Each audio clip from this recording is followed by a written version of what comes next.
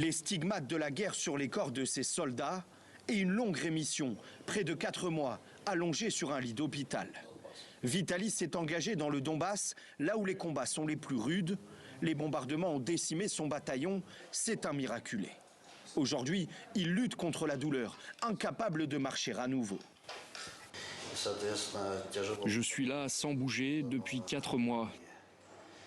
Donc mes jambes ne fonctionnent plus. C'est comme ça.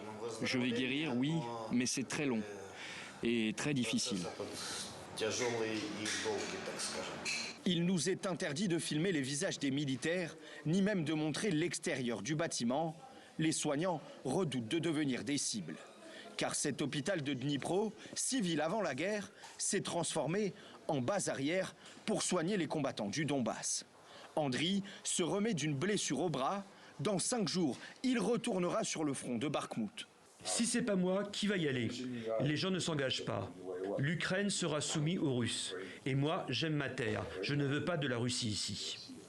Face au nombre de blessés en constante augmentation, les soignants doivent se former à la médecine de guerre.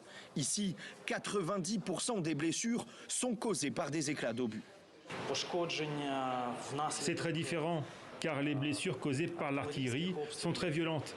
Il y a des résidus et des shrapnels dans le corps des patients. Ou alors, ça brise les os, donc on a besoin de traitements spéciaux.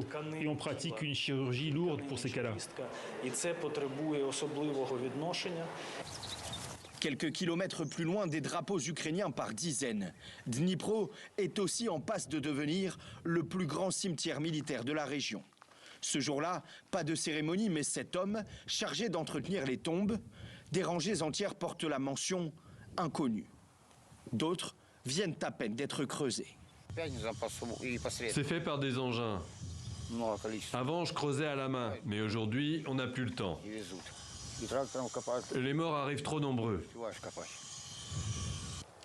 Près de 4 mois de guerre et Kiev commence seulement à communiquer sur le nombre de soldats morts au combat. Une centaine par jour, selon le président Zelensky.